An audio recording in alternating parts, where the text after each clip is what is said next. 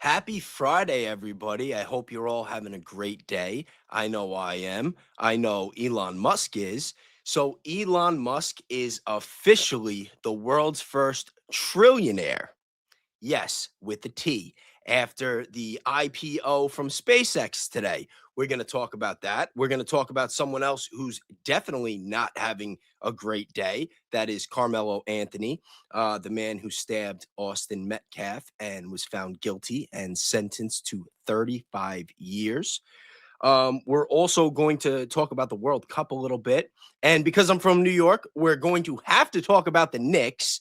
And there might be a couple surprises as well. So I'll give everybody a second to come in, get comfortable.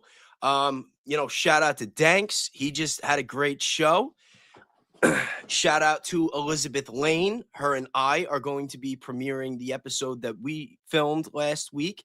We were going to put it out today, actually. And then I had a power outage yesterday. I was like most of the night, I was off power. I wanted to stream too. I wanted to premiere the episode and then do a stream after. And then I got hit with a storm. The storm only lasted about 15 minutes, but it was enough to knock out my power for a couple hours. And then it came back on. I got back to work and then it went back off. So that sucked. But here we are now. It is 5:32 Eastern time, Friday afternoon. And who do we have here today? Shout out to Awakening. Thank you very much. Gifting the membership early, getting it going. But yeah, why don't we get started? I'm going to throw the headphones on and we're going to open up with Elon Musk and this SpaceX IPO. Oh, hold on. I didn't get it ready. My bad.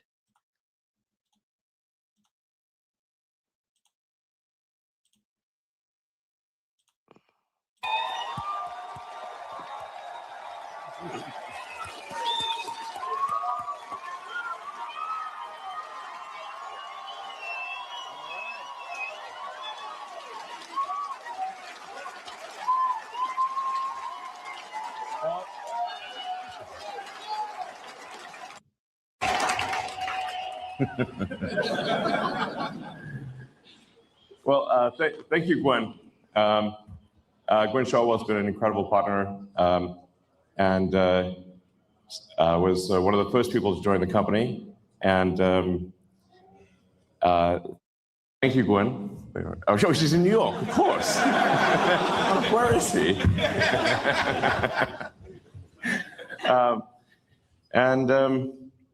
Yeah, it is certainly hard to believe that a little company that started in a warehouse in El Segundo is now going public for with the largest IPO that ever. Isn't it amazing how these tech guys, they're so smart, they're so rich, they're so great at what they do, but they're not always the best talkers. You know what I mean? Like, and to a degree, it's for a good reason because guys like this, I feel like they put a lot of thought into what they say before they say it. But like sometimes when you're trying to play these clips and take it from the top, it could be a little rough. And let me tell you, if people had told me this was gonna happen, I was like, man, you must be smoking some really good crack. Because I think this company's gonna fail. I mean, I gave SpaceX less than a 10% chance of succeeding at all, to be clear.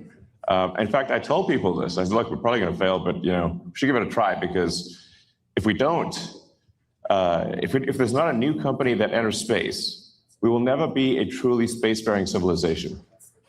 The other aerospace companies, they build good rockets and everything. They were simply not pursuing the technology that's necessary to make life multiplanetary, to make Star Trek, to make the exciting futures that we've read about real. And that's what SpaceX is all about. Is anyone else fascinated by the fact that now we're in 2026? It's been like, what, 60 years since we allegedly went to the moon the first time? And now in 2026, we have a large amount of the population that doesn't believe that we ever went to the moon. There is also a fraction of the population that believes that the earth is actually flat and that we live in a dome. They had the Artemis flight a couple weeks ago where they allegedly circled around the moon, and then today SpaceX goes public and makes Elon Musk the world's first trillionaire. I think the guy cleared $800 billion today. We're gonna look into it. I got some analytics. We're gonna keep listening to him.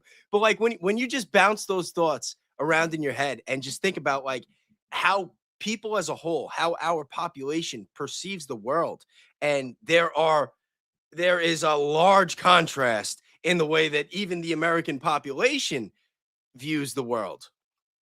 And this whole topic of space and space exploration, it's a big variable. Is to take the fiction out of science fiction and create an exciting, inspiring future for everyone.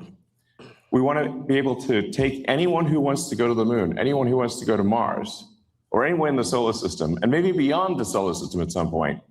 We want to be able to take you there. Not just a few astronauts. I mean, literally you. If you watch, whoever you are watching this, SpaceX wants to be able to take you to the moon, take you to Mars, and ultimately beyond. And I'm confident at this point that with the incredible team that we have here, that we will do that for you.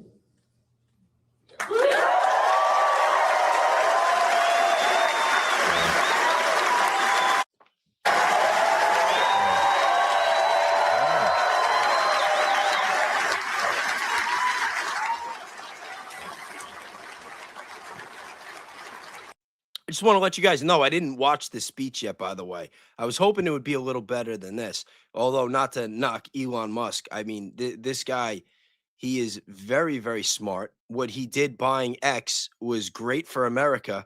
And I wish him nothing but success. But I don't know about this whole SpaceX thing. I wouldn't be putting my money in there, but that's just me.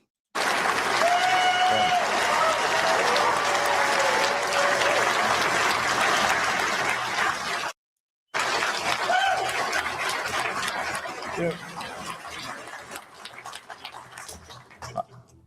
I always think about this. There are always problems on Earth. There are always problems on Earth. There are always things that we Uh-oh. Here we go. He's got the music going. He's got his little speech prepared. Maybe this is the good part. wish to be better, that we want to solve here on Earth, and we should solve them. But there also have to be things that get you excited about the future. This is definitely going to be a South Park clip, by the way. Anybody who watches South Park knows exactly what I'm talking about. I would be shocked if they don't have an episode where you have Cartman like standing in a spot like this, like they're just doing something. All of a sudden, the music comes on and he gives like some kind of motivational speech. Future that make you glad to wake up in the morning because you can't wait what happens next. And that's the future that SpaceX wants to bring to you. Yeah.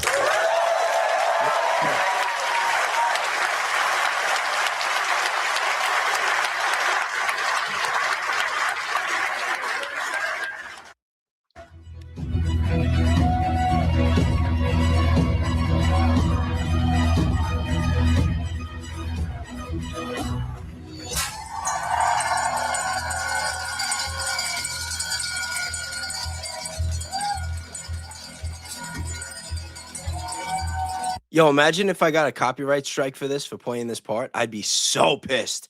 I'd be so pissed. Getting a copyright strike from the world's first trillionaire for covering his greatest accomplishment.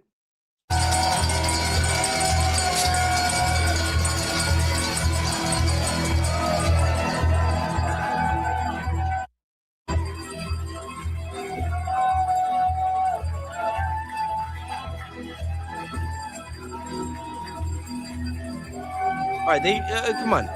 Are they going to talk more, or are they just going to sit here and watch them clap for a freaking hour? Oh, yeah, that's definitely a copyright strike. All right, that's it. You know, that's all he said? That's all he had to say? The world's first billionaire? Come on. That was weak, Elon. That was weak. I'm disappointed. And I'm not an Elon hater either. I loved it when he was coming out talking about Doge, walking around with the chainsaw. I I was totally sold. I was totally sold. I have never been an Elon hater. I don't think anybody should be a trillionaire. I don't really think we need billionaires for that matter, although I'm not saying I'm against them. I just think that we need to do something about our country's economy and this wealth gap that we have, especially since COVID, when we saw the largest transfer of wealth from the poor and middle class to the rich that we've ever seen in history. I think that something does need to be done to create more of a balance. But I mean, bravo to Elon. What can you say? World's first trillionaire. Whatever your stance is on that and billionaires and the economy and whatnot, that is a big accomplishment. But let's see what they're saying about the stock itself.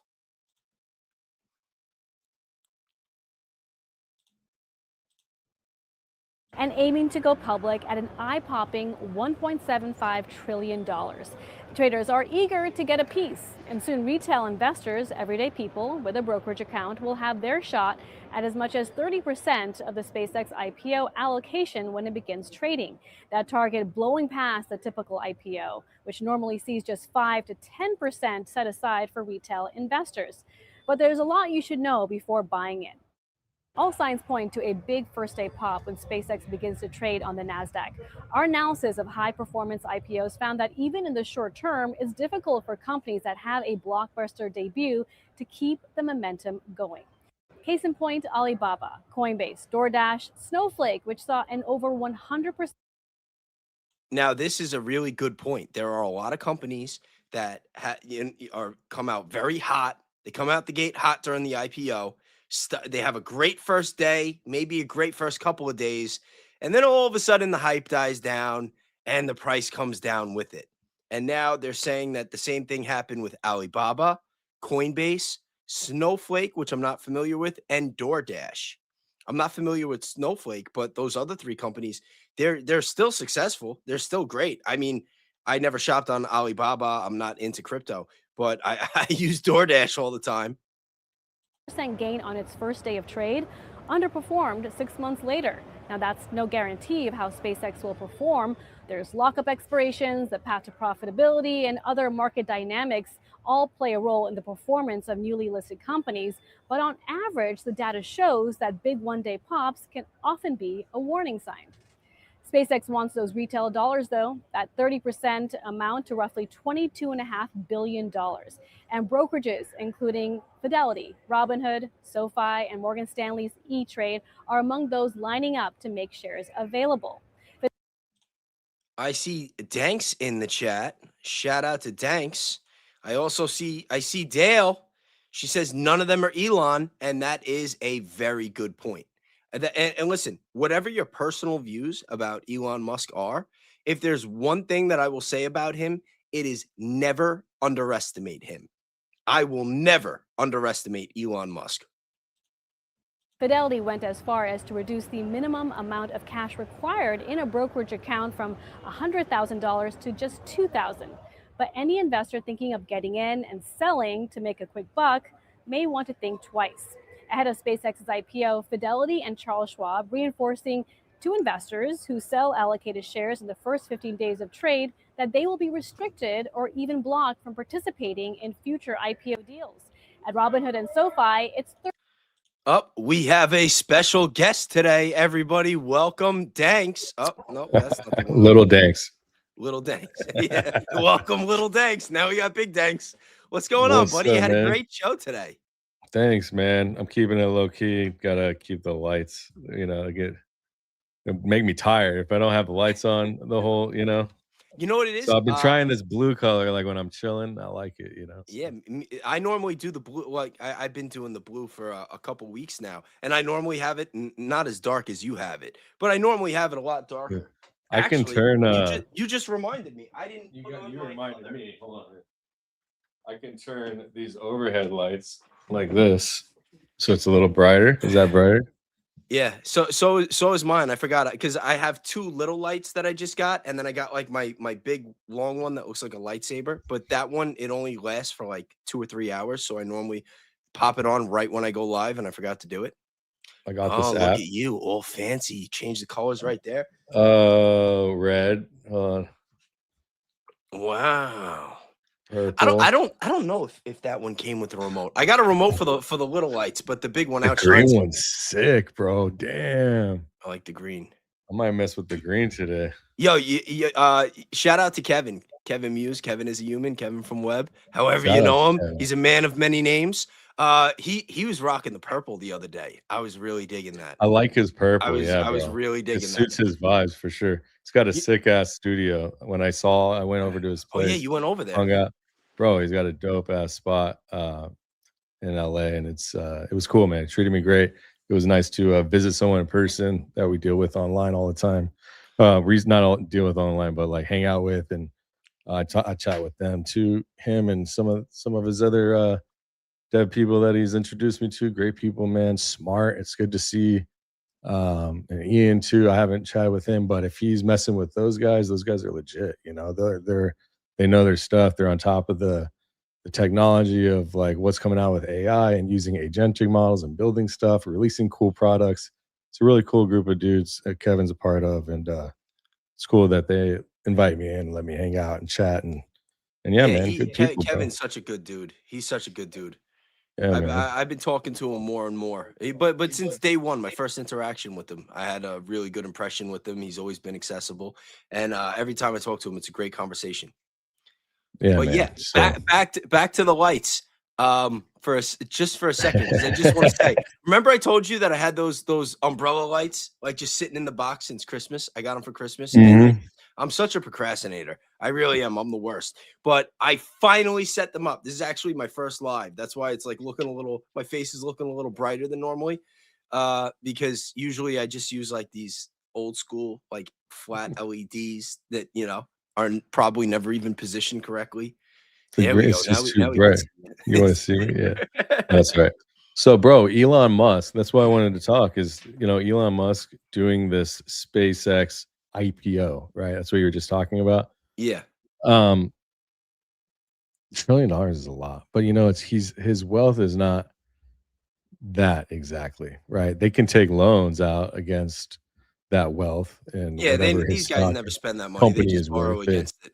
And So the it's not thing is, cash either. It's in stock. It's in it's in assets. it's in stock, and you can't just like sell off all your company and like just be. I mean, I guess you could, but I don't sense that Elon is really in it for the money. I know he does have.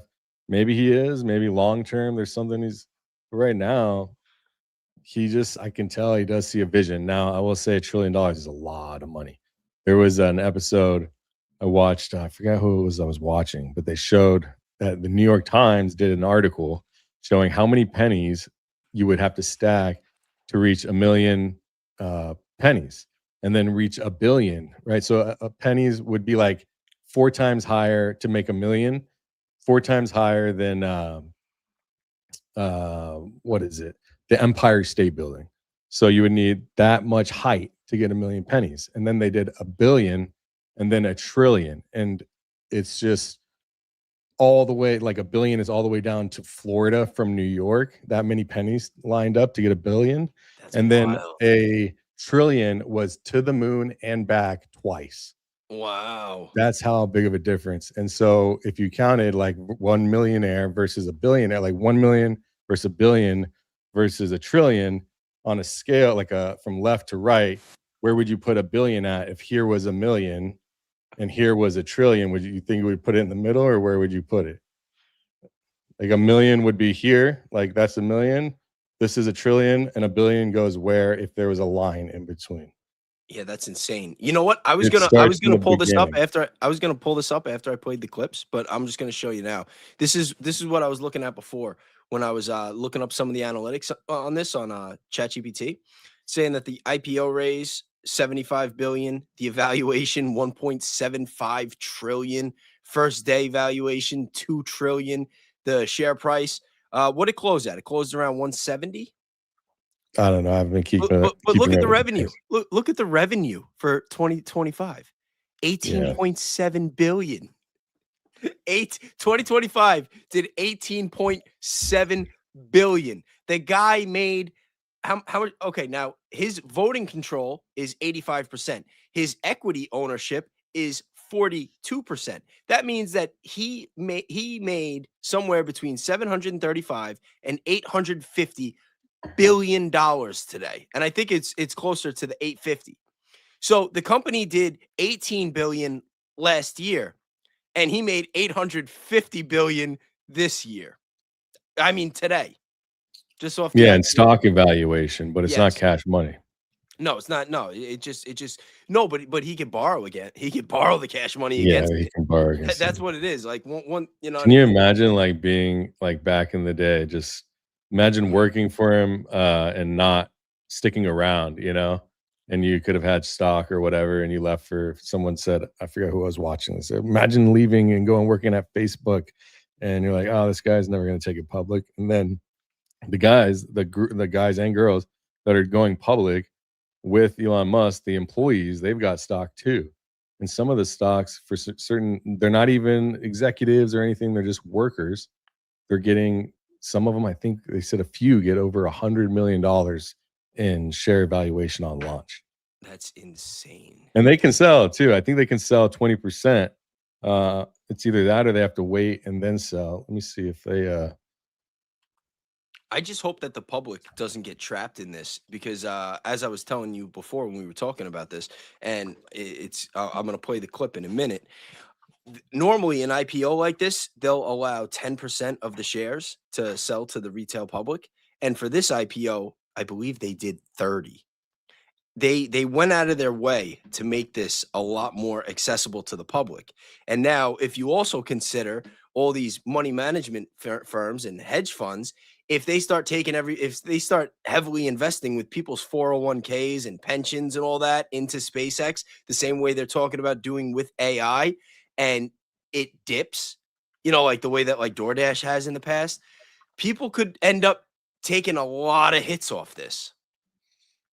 Yeah, I'm gonna look up and see what their locking period is. So sometimes, like, and they should, and if I hopefully they'll have like a lockup period or something. I'm not sure. I thought I saw something that said they could sell 20%, but I'm gonna look to get accurate information.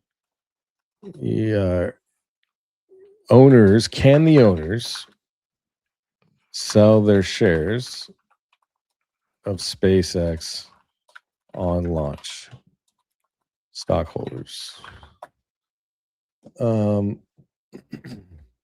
Now, if they do allow it, then that would be really crappy. But the thing is, you're going to imagine there's going to be a lot of selling, but there'll probably be a lot of buying as well. The only thing is like it's hyperinflated. Like, where is this multi-trillion-dollar evaluation really coming from? Like, you can't evaluate companies on hopes and dreams. And That's not how you this should is where it evaluate. gets messy too, because I think a lot of their success is going to be contingent on government contracts. Yeah. If they get a $1 Yeah. trillion government contract to go to Mars, the company will do a lot better than if it doesn't. You know what I mean? Yeah, I mean, unless they're going to use Starlink, and like use that within the, from the moon and the sun. What if they probably could make it so you could use Starlink in space and you have the internet in space. They probably already do, to be honest with you. Speaking of, somebody had a really good theory. They said that they think that Elon is going to try to put data centers in space, and that if he could find a way to get the energy to run the data center from the sun and to use the low temperatures of space as the way to cool it down instead of going through water, using all the water that they demand, that could be a very, very good way to efficiently set up new data centers and not have it affect us on Earth, although it would affect us anyway, because as we know, they're mass surveillance centers, and they're, you know, what seems good on the surface might still be pretty bad in the long run. What do you think? You think So that's possible? Elon putting a data center in space? yeah, I think it's definitely possible. Not Elon, I think someone else like Sam Altman. Definitely. Well, think about it. If he's able to accomplish that, then Google, all these AI companies would want to do it, and then they would be paying SpaceX to do it. And then if that happened, SpaceX, it's going to make the money.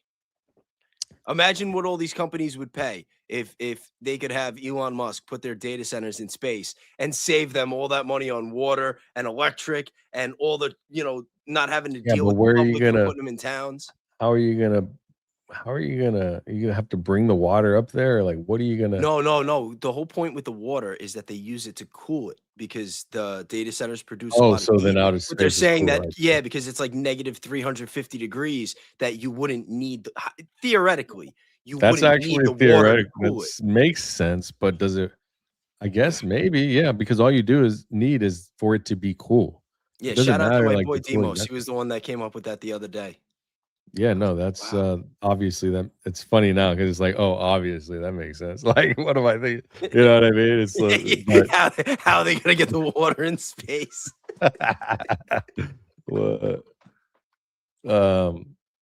the temperature in space is like negative. It says the average baseline temperature in empty outer space, which converts to roughly negative 270 degrees Celsius or negative 454.8 degrees Fahrenheit, minus That's even colder 454.8. than my buddy told me. He was the one that said, he's like, it's negative like 350 up there.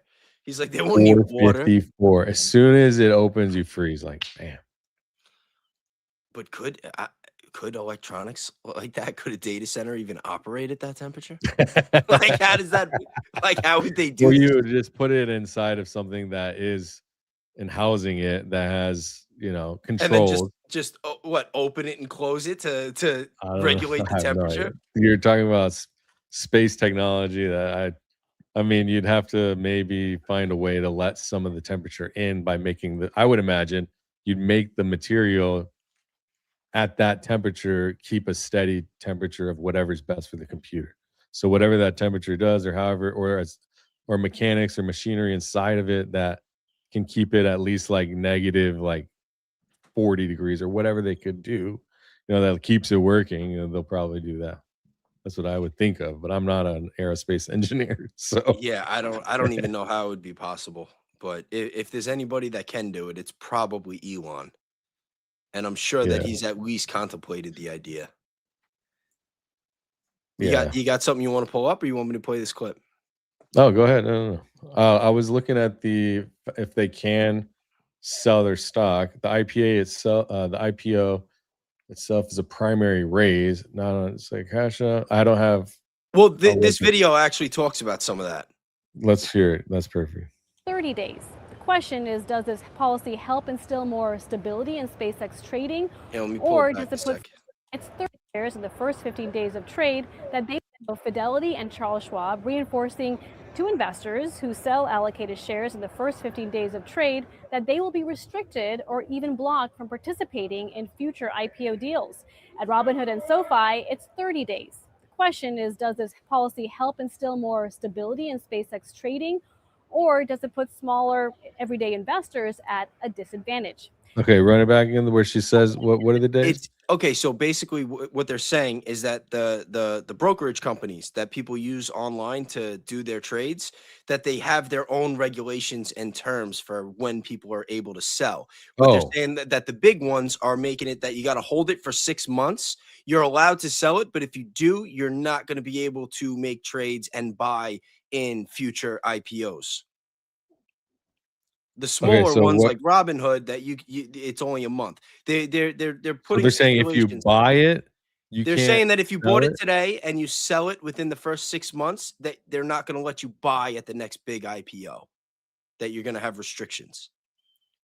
So they're trying to What? encourage people to hold these stocks that bought it today. The problem is you're disincentivizing certain people to sell when you have other people that don't have those restrictions and that aren't penalized. It's like, oh, they can do whatever they want. They can sell, and they can sell with their brokerage or whatever, and you're gonna penalize us because we're with this platform. I mean, Well, I don't know what I each. think they're looking into it more as certain platforms. I think they're going by their analytics on how much are usually in those accounts. Like Robinhood is more of like a beginner's account that people that don't invest too much money are going to use, and then people that have more money are going to use one like a Charles Schwab. You know, but Yeah, I mean, let's keep going. Let's see what else they say.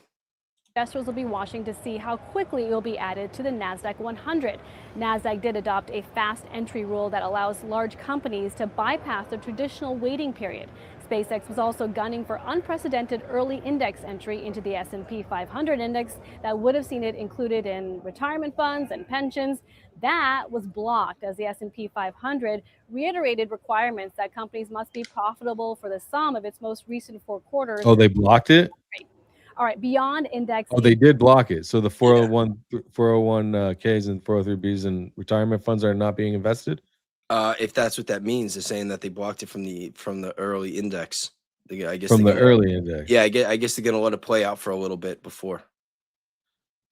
Hold on, it's almost Hopefully so. Hopefully they didn't get into the Earnings IPOs. report as a public company and what the company is doing to ease its cash burn. The S1 did reveal that SpaceX posted a net loss of nearly $5 billion in 2025.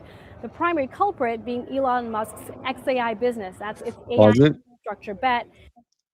What company? How much is it? They made $5 billion. No. It says they did 18, I think, 0.7 billion in revenue with a $5 billion loss. Yeah. So they brought in 18 billion and That's what I meant. Lost. And they spent 23. They And lost. then, What and then they company did. loses $5 billion in a year and is evaluated at 1 point something trillion dollar? 1.7? That's Yeah. insanity, bro. Like, where is that money? Why? We have to look into the why behind it. Like, I mean, are they lumping in Tesla and everything? Is there something else that we don't? SpaceX, No. is that going to be like the robots and shit too? I mean, I don't. But Like, where is the evaluation this coming is how from? stocks work. It's not based on what they've done or what they're doing. It's But a the trillion is a expectation. lot, bro. It's the expectation. The expectation of something current that you can The guy's talking experience. about creating colonies in Mars. There's a very high expectation for what this company is going to do in the next 10, 20 years. The people that are buying today, they're not buying because of the $5 billion loss last year. They're buying because they think that there's a possibility that they're going to make trillions of dollars and multiply their initial investment. Hold And on one second. a lot of times it works out. If you were at the IPO for an Apple or an Amazon or one of those companies, you made a lot of money. Yeah, I mean, I just don't understand how people have to understand, like, the trillions, companies that are already in the trillions are companies that are, I mean, that have to be showing some pattern of making serious money. You know what I mean? Like, how many companies are evaluated in the trillions? What, 5, I think? Like, maybe? How many companies are in the trillions? Is it even that many? It might be. I think it might be. Maybe less. Maybe only 2 or 3. Let me see. It could be more though. Let me check. Says there are 11 U.S. companies: NVIDIA, Alphabet, Apple, Microsoft, Amazon, SpaceX, Broadcom, Tesla, Meta, Eli Lilly, and Berkshire Hathaway. And think about the money that those other companies are making and how much their products are used. Like Nvidia is probably the biggest one. I think what's that one worth now? Like 5 trillion. It's like something crazy. But Everybody has something. everybody's got something with Nvidia. You know what I mean? Because they do the chips for the phones, for the computers. Like not everybody is going to be using something from SpaceX. Yeah, let me see. I'd like to see a website. There's a website that I use called Coin Market Cap for crypto, but I'd like to see something like that for stocks, where it And shows just like, think, Elon didn't even have to have some kind of gimmick and fly Katy Perry up and down to get that evaluation. He did it all on his own. but yeah, so the people that are going to be like that could potentially sell, whether they have to make them wait or not, they're going to be making so much money. These people that have gone in and stuck it through with Elon and earned a lot. I think somebody said they had either 1,000 or 100,000 shares. I'm not sure, or 10,000, whatever it is. I think it was like it ultimately was like millions, tens or hundreds of millions of dollars. Like it's been interesting watching everybody, and I'm pro making money, but it's been interesting watching everyone fawn over these potential rich people. Like, oh my gosh, they're going to be worth $1 trillion or hundreds of millions of dollars. It's like, all right, well, I mean, this is something that, it's interesting to watch people that are struggling praise that. You know what I mean? It's just an interesting thing for me because, like, we were watching the news pump that, but at the end of the day, like, where is Elon giving back? You know what I mean? Like, we don't hear any great things to give back. We should be giving back to this planet. You know what I mean? Maybe he's not in a position yet to do so. I know his assets are tied up, but like also the thing is, like, what's wrong with people that they don't, in my opinion, what I think is wrong with the donor class is that if you went to a community and showed up and just engaged with people and just gave, like, created with the community leaders of whatever city or community, go and meet with them at town hall and then open a fund and create them inside of like an escrow or something with members of the community and work with the community, not like through politicians and people to get their hand, but what do? They give to they donate to funds that are just complete shams. People are taking 70% for income on the annual, 30%, whatever, like creating situations to deal themselves, marketing campaigns or whatever. Think about why does so much money go through nonprofits? $500 billion a year in the United States goes into nonprofits. Why do you think that is? That is a lot of spend. $500 billion into nonprofits, where I know it's not just that's how much money Americans are just giving, loan, small American, $10 here, $25 a month, $100, even a couple $100 a month. You're going to need a lot more than that. So what's going on that all these political things are through these nonprofits, and who's benefiting? I think that, from the things that I've barely looked at, there's not only a group, a ton of multiple groups that are donating their way and taking donations into putting our country in compromising positions. And I think that these nonprofits are a way to move money, pay people, promote people, do things, shady things that detach them from the actual things that they're doing. There's a lot of money going back and forth. It's kind of crazy to watch, man. You know what I mean? And then we've got money rubbed in our face when the Americans can't even afford to even think about investing into an IPO. You know what I mean? Like, gas is almost at $8 a gallon near me, and it's going up. Like, I know it's going to go up. I've already accepted it. So it's like, I'll be honest with the gas. I'm surprised that it's not a lot higher than it is now. yeah, I thought that by now that like where you are on the West Coast that we were going to see it at $10 a gallon. I really did. All the stuff going on in Iran, all those oil refineries that got hit and everything, and the all the drama with the Strait of Hormuz. I thought that it was going to be a lot worse than it is. takes time to reflect the price of what's going on today, but we will feel it. Um, yeah, You want to see what Jim Cramer said about today's yeah, yeah, you got to yeah. see this guy. Oh, he's glazing them. Look, this was beautifully done. It was an A+. Everybody involved did a terrific job. The two book runners, retail for Morgan Stanley, institutional for Goldman, they're superb. I've not seen a deal done as well as this one that I can recall. I'm sure, obviously, Elon Oh, Musk. so it's Two of it. That would be wrong not to say that, but really perfect, Kelly. It's just a fantastic job. they're I up see it as 28%, huh? up to 2.5 trillion. It might do that, but you got in at a good price. People who want to buy more, who got in, are going to have a very good average. It's really just very well done. You know what I was struck by, Jim? And CNBC, again, I feel like I'm giving out too many shout outs today, but they have this great piece talking to a lot of retail investors in the IPO. And the hilarious part of it was almost all of the retail investors acknowledged, yeah, it's probably overvalued in the short run. Yeah, the valuation is high, but they all had this sense of kind of wanting a piece of this for the long run. You know, I know there's also a lot of people who just wanted to be in for the first day IPO pop. So we'll see whether they can kind of hang on for the longer term, because can you imagine what this company's quarterly results are going to be like? And Gwynne Shotwell talked to Morgan about this. They don't care. That thing could be up, down, 8. Thanks. Can you imagine what their quarterly results are going to be like? Yeah, I can. I imagine they're not going to make. I mean, right for now, like there's artificial money in their stock, but when it comes to the actual business, I mean, I don't Guys, know. don't worry. We only lost $1 billion this quarter. Yeah, I mean it's down to 160.95. Where do you think Did it close where at do you that? think Or close this at that? thing opens up on Monday at? You got to guess? Opens on Monday.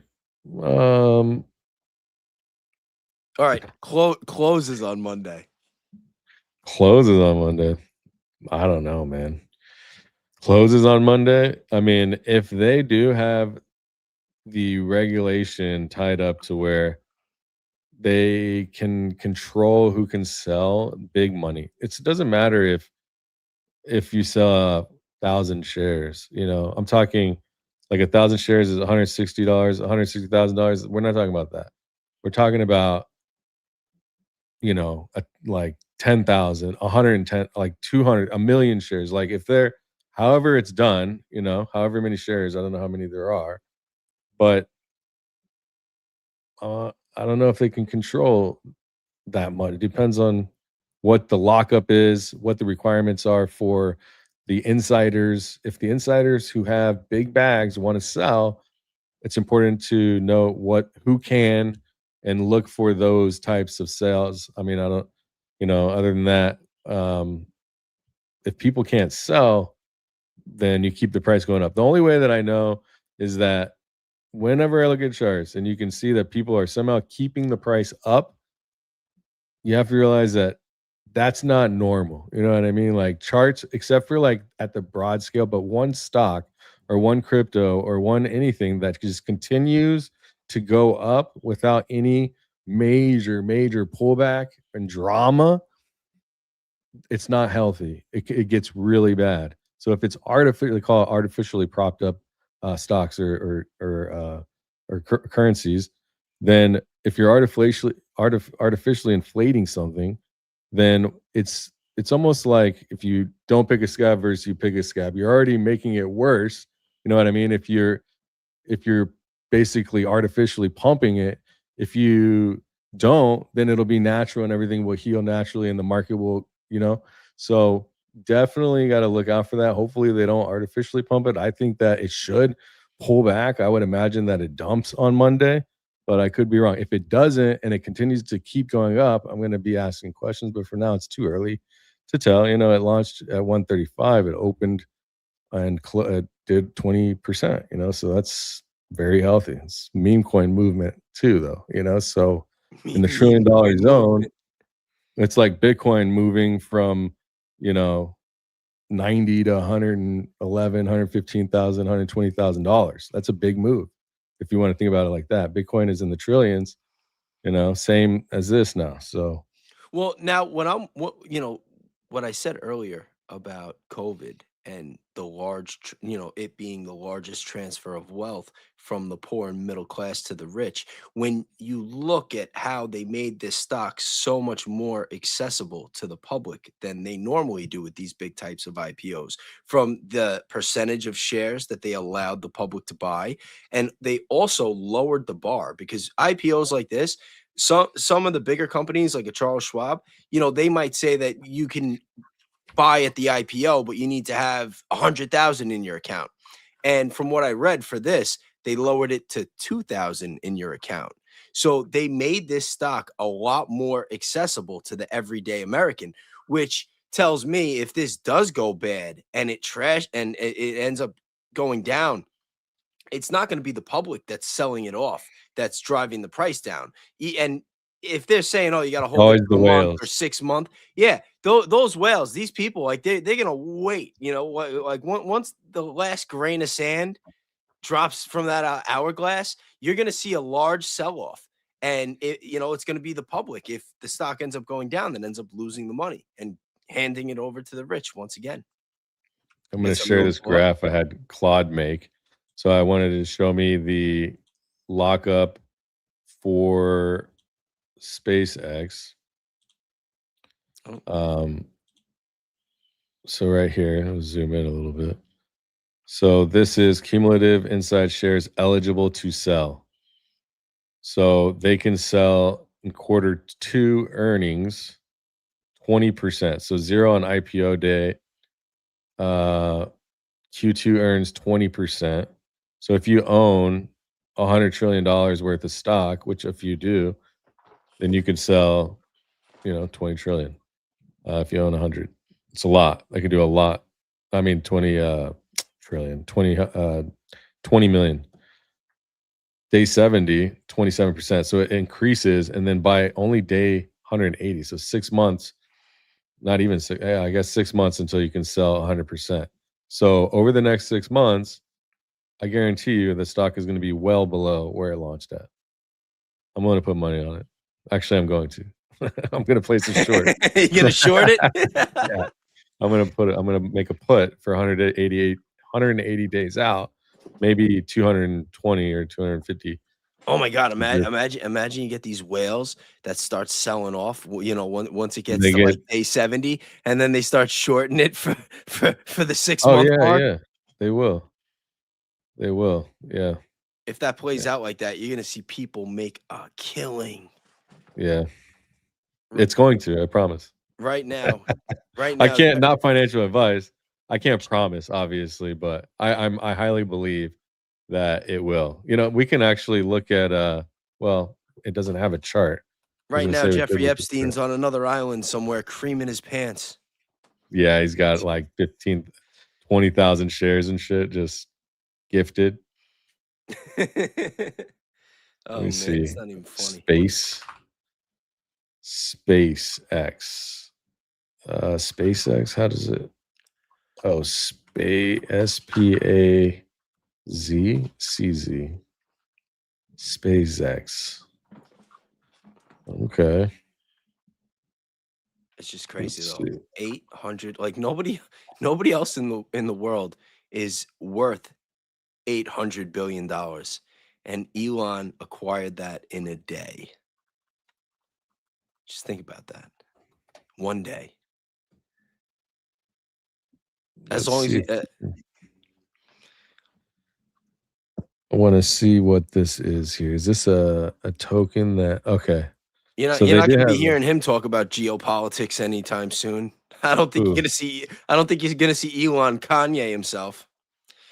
Kanye at his peak was worth 2 billion, and then he made some of those comments, and like overnight he was down from 2 billion to 400 million. It's like Brutal. he lost his Adidas, right? It was Adidas sponsorship or deal, whatever, and boom, just the money was gone. Money was gone. Yeah. Money was Yeah. gone. Let's see. So SpaceX stocks jump closing near 161, and so I'd been reviewing some of the more popular, I guess, like professional traders over the time, like just giving opinion, different podcasts and stuff. And it's funny because it's almost like the professionals and the insiders that are like inside the industry, they're all agreeing that it's not a good buy right now and that they're wanting to short. And then the retail and the person with their Robinhood account buying like 0.2 shares is bullish. You know what I mean? It's like, just follow the money, follow the actions of the money. You don't see a bunch of people that buy the top like this. You can see any example for the most part when you buy the top or you buy a launch over evaluated and then reality sinks in, right? And so for me, I'm staying away. Highly encourage anybody else to do their research and make their own decision. I personally think that this isn't going to be the best turnout over the next 180 days. I see in the And comments somebody said it closed yeah, at 161. yeah, 161. So, and it launched at 135. So people, whoever got in today, if you put in 100 grand, you know, you made yourself 20%, 20 grand, get in, get out. I'd probably just sell. You know, anything could happen, right? Anything can happen. There's a lot of people now that are invested. And Monday, the market is definitely going to be moving. People are going to see, and some will buy, like, oh, it looks steady first day foolishly. But smart money is staying out and waiting until that unlock period is over, because you will see the market You're will gonna see a dump. lot of they're gonna dump. Yeah, for sure. They're They're gonna gonna dump. dump. Wouldn't you? If you had access to stocks from being an insider and like, you know, you want to sell and you've been wanting to sell, or you ready to leave? Like, who knows who's ready to leave? We don't know. You know what I mean? What if there's an employee with like 50 million and there's a couple of them that want to leave now and just retire? Fuck it, I'm done, man. Why would you want to work if you got 50 million in stocks? You know, you could sell today and retire. You don't want to be the next 100 billionaire. You know, 50 million will be good. A lot, I bet there's a few. You know what I mean? So you're going to see some movement in the chart. You know, and another thing that's important to note too is that like the insiders, the people that do this for a living, they're not just buying these stocks from their cell phone or from their PC at home. Like they have special computers, things move a lot faster. So Yeah, it's quantitative trading. Yeah, yeah, if it opened at 135, right? Who was actually buying the stock while it was still 135? You know, like but by the time like Joe Schmo is sitting there on his phone you're making a breaking up on me. making a transaction. Wait, I'm breaking up. Can you hear me? Thanks. Yeah, it broke up for a second, kind of laggy, but can you see me? Are we Yeah, good? yeah, you were a little laggy too for a second. But no, but my whole Yeah. point was, like the average middle class worker who's sitting there on his phone, whether he's on Charles Schwab or Robinhood or one of these other apps, he probably didn't get it at 135. No, no, they're getting it in, and they're getting in rounds earlier. So there's pre-sale rounds most likely that they had. It might have had some pre. I could be wrong, but I'm sure that there was. Let me see. I can check actually. What was the pre-sale action like for SpaceX before launch? How many rounds to who? How many shares? Evaluations. Let's see if there was anything. Yeah, and if it topped out at 189, that means there's a lot of people that bought it at 189 or 180 or 185 and then closed at 161. So that means that there are people that already are down on this. So I'm just going to read this. So You want me to pull it up? no, it's okay. I'm going to just read it. So it says, oh, actually, I might, yeah, but I'll read this first. So SpaceX raised across roughly 30 plus rounds over 24 years before this IPO. So it says, since its founding in 2002, SpaceX has raised $11.9 billion over 31 funding rounds from 229 investors, including Andreessen Horowitz, Sequoia, Fidelity, Google, Founders Fund, and Valor Equity Partners. Traction counts it slightly differently at 32 rounds from 253 investors, but $12 billion raised is the consensus. And that was since its founding in 2002. Now, SpaceX last primary fundraising round in January of 2023, led by Andreessen Horowitz, valued the company at 137 billion. All subsequent valuations have come from secondary share sales rather than new primary capital. That means everything from 137 billion to 1.77 trillion, which is a 13x markup, happened without the company raising a dollar of new actual equity. Those were insiders selling to new insiders at every higher tender price that the pre-sale action is right here, actually. So it says that's the pre-sale action you're asking about, and it's the part that should make you skeptical. What does that mean? It's the pre-sale action here. All right, here, take a look at this. Yeah, hold on, I gotta. So this is primary rounds, new capital in, and then secondary tenders, insiders selling. So it's saying insiders are going to be sell. Oh, so they've been selling, really. So this shows how many rounds there actually were, because the company before going public does do funding rounds, right? So people invest, they raise money so they can continue to work and build rockets that lose money and blow shit up in space and like build stuff that is kind of cool, like SpaceX's Starlink and all this stuff or whatever. So that's cool. But in the meantime, they're really burning through cash. So they've got to get money. It's almost like donations that come with an equity. It's almost like if you donated to TPUSA is just taking money. But imagine if you took money, if you gave money, and then in return they gave you a part of the company. That's what these pre-IPO fundraising rounds are. And so these are money funded in order to keep them operating so they don't go broke. And it's happened multiple times, as you can see, over 30 times. But it says there is a merger trick. The jump from 800 billion to 1.25 trillion came not through a share sale, but through the February 2026 XAI merger, which added XAI's $250 billion valuation to SpaceX's roughly $1 trillion implied worth. So a chunk of the most recent valuation leap is an accounting absorption of I was wondering if that was the case, of another Musk entity, not organic SpaceX growth. You're not also buying XAI when you buy SpaceX. Yeah, The you're right. velocity is the tell. So yeah, I mean, velocity, dilution, yeah. So I think it's going to Wait, hold definitely on. go down. I want to read that other part. It says Yeah. Musk's dilution math. By March 2026, Musk's ownership was diluted to 42%, worth 588 billion, but he retains control via dual class super voting shares and secondary shares That's what I rather always talk about. rather than Remember? primary dilution. Yeah, he minimized his own dilution by letting other insiders sell into the secondaries while he held the super voting class B. Well, that's what it said before. It said that he has 42% equity and 85% share vote, which is allowing him to maintain control.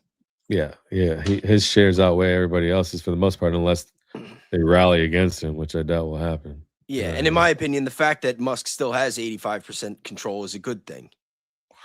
From the investor standpoint.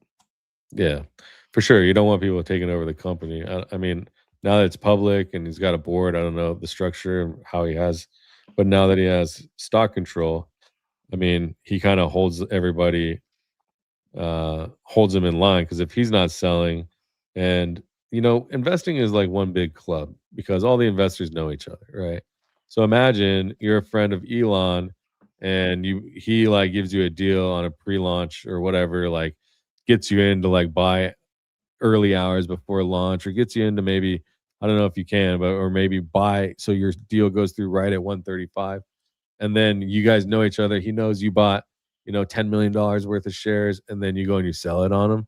Like, that's also something people don't consider, is like these people are also, they know each other, and like if their accountant starts selling these, I mean, it could create business friction as well. Once you enter in, there's always people that could ruffle things up by dumping his stock, and like they could try to ruin his companies if they ever get mad at him, and like GameStop type of shit could happen. But like maybe richer people turn against him. You know what I mean? Imagine, bro, they were burning his Tesla's properties down just last year. You know what I mean? So it's like, I don't know, bro. You go public, that shit's scary. I'll tell you that. Make money though. But anyways, I just want to come on for a little bit, man. Have a good rest of your show. Thanks for having me. Thank you for And stopping by. yeah, man.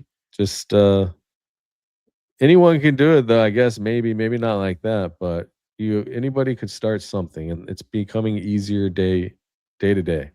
So I'd encourage anybody that if you have a dream, if you want to do something and you think that it's out of reach, do a couple of searches, use some AI, and see how far you can get. Because right now we are there's a whole new boom going on. Like people always say, you want to, what? Imagine being in on the internet boom, or imagine getting in on crypto when it was $100 for Bitcoin, or $10 or a quarter. Well, this is that moment. This is that getting in on Bitcoin moment. I mean, this is getting in on Dogecoin or whatever on launch, and nobody even knew about it. So right now, the people that are taking advantage of the tools, growing and learning and using these tools, either you can hate it or you can have something that you can produce and give to people that you love and care about, and also create a business and do interesting things and have fun. And it's a really, you gain something when you use these tools. um Using them as chatbots and as relationship companionship AI agents is just a waste, man. You can literally build a company every single day with AI if you had the capacity. And I'm talking like one person could do it. I want to see somebody with the type of money that well, I mean, nobody has the type of money that Elon has, but I want to see one of these like multi-billion dollars that's big into tech find a way to use AI to just grow more food. Like, can we just make like healthcare is going to be its own issue, but can we just like feed the poor and even make food more affordable for the middle class? Yeah, I mean, they'd have to come up with some It can formula. definitely be done. No, but seriously, even if they change, I mean, now you're going into, more local stuff. It's kind of going off topic. But you could use AI to formulate plans that you could propose to government to grow certain crops in certain areas just to bring produce costs down or possibly make it free to some extent. Hopefully they do. There should be, like, as we get further along in AI, like as these bigger companies that have a lot of money behind them figure out that they can use AI for these really interesting and cool beneficial things, I'm hoping that they'll be able to monetize it and make money, and like it'll be a service to the community or to people, farmers or whatever. So there's going to be all kinds of really interesting things, people doing things that they never thought of before. And I found myself doing that many times. Like I released a video the other day and I had Claude make all the stick figures and create the story to the transcript. You know what I mean? Create the visual story, and it's cool, man. You know what I mean? Like you could literally upload a transcript to it and it'll just create a stick figure story out of it. And I put it on my clips channel. If you want to check it out, Danks Clips. But yeah, I mean, just trying different fun, crazy, wild shit, and building cool shit like my own company, companies. So yeah, Just think about the world that our kids are getting born into. I just had another daughter a year ago. You have a child on the way in the near future, and like think about another it. one. I already have one. They're growing up with AI. Like they're like literally we're having kids that are being born into the age with Yeah. Claude and ChatGPT and Grok. Like they're gonna have it at their fingertips Your kids use very, AI? very early. My daughter was using AI before I was. Wow. Her teachers How old couldn't is she? understand. Now she's 13, but we're talking back, when did Google start using Gemini? Like, put that out. Probably like 2 years ago, 2.5 years ago, maybe longer. Yeah, I think it might have been a little longer because it was at Yeah, least 2 years ago that yeah. her math teacher's telling me, like, "I don't understand what's going on," because she does her homework so perfect, like, her math Oh, homework. She's like, her math homework is always so perfect, and she always knows exactly how to show the work, and then the second she gets in the test, she doesn't know what she's doing. And I'm like, "Maya, what's going on?" And she used to take a picture of her homework and plug it into Google Gemini, and then it would just show her exactly what to do, and she would just copy it. And That's I hilarious. had no idea she was doing it That's hilarious. because She was I 10. said, and I had told her too. I'm like, listen, if you don't really know something, like you could go online, like you could learn the formulas. But I'm sitting there encouraging her to use the phone to learn the formulas, copy some stuff down. I didn't realize that she was taking snapshots of her homework, and it was just boom, done. She's like, this is great. Damn, you know. that's hilarious, bro. Yeah, she was like 10 years old.